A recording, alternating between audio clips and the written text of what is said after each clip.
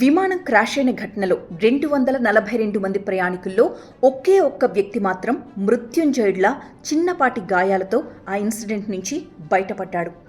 ఎలా బయటపడగలిగాడు అనేది ఇప్పటికీ కూడా ప్రతి ఒక్కరికి ఆశ్చర్యమే, ఒక మిరాకిల్ అనే చెప్పాలి.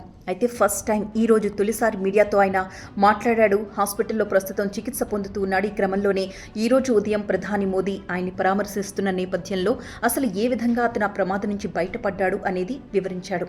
ఫ్లైట్ ఎప్పుడైతే టేకాఫ్ అయిందో 10 సెకండ్స్కే 625 అడుగుల ఎత్తుకు వెళ్ళింది. అక్కడి నుంచి ఇంకా 5కి వెళ్ళకపోగా డౌన్ వర్డ్స్లోకి దిగడం స్టార్ట్ అయింది. అప్పుడే రమేష్ విశ్వాస్ పసిగట్టాడు, ఏదో ప్రమాదం జరగబోతుంది అనే దాన్ని ఊహించి వెంటనే అతనున్న సీట్ బెల్ట్ని రిమూవ్ చేసుకోవడానికి ప్రయత్నం చేశాడు. రిమూవ్ అయింది.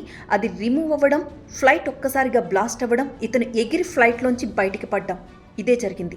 వెంటనే అపస్మారక స్థితిలోకి వెళ్ళిన అతను కొద్దిసేపటికి స్పృహ వచ్చేసరికి చుట్టూ దట్టమైన పొగ అలముకునుంది. అటు ఇటు ఎటు చూసినా కూడా మృతదేహాలు చెల్లాచెదురుగా పడున్నాయి.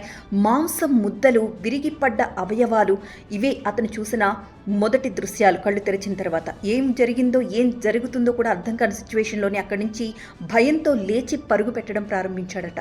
వెంటనే ఒక వ్యక్తి ఎవరో అతని చేయి పట్టుకుని అంబులెన్స్కి ఎక్కించి హాస్పిటల్లో జాయిన్ చేశారు అని చెప్పి ఈరోజు ఆ జరిగిన ఘటన అంతటినీ కూడా ప్రధాని మోదీకి ఎక్స్ప్లెయిన్ చేశాడు. ఒకవేళ అతని సీట్ బెల్ట్ రిమూవ్ కాకపోయి ఉంటే మాత్రం ఖచ్చితంగా అతను కూడా మృతి చెందేవాడు. బహుశా మిగతా వాళ్ళు కూడా అయోమయంలోంచి తేరుకుని వెంటనే వాళ్ళ సీట్ బెల్ట్స్ రిమూవ్ చేసుంటే కొంతమంది అయినా ప్రాణాలతో బతికి బయటపడేవాళ్ళేమో. అసలు ఈ ప్రమాదం ఎందుకు జరిగింది, ఎలా జరిగింది అనే దానిపై ఇప్పటికే ఒక ప్రాథమిక నిర్ధారణకైతే వచ్చారు. ఇంజన్స్ 2 ఇంజన్స్ కూడా ఫెయిల్ అవ్వడం వల్లే ఈ ప్రమాదం జరిగింది అని చెప్తున్నారు. అయితే ఇప్పుడు మనం మాట్లాడుకుంటున్న ఈ వ్యక్తి రమేష్ విశ్వాస్ 20 ఏళ్లుగా లండన్లోనే నివాసం ఉంటున్నాడు. భారతీయ సంతతికి చెందిన వ్యక్తి. అతని రిలేటివ్స్ని కలవడం కోసం గుజరాత్కు వచ్చాడు. గుజరాత్ నుంచి వెకేషన్ పూర్తి చేసుకుని తిరుగు ప్రయాణమయ్యాడు.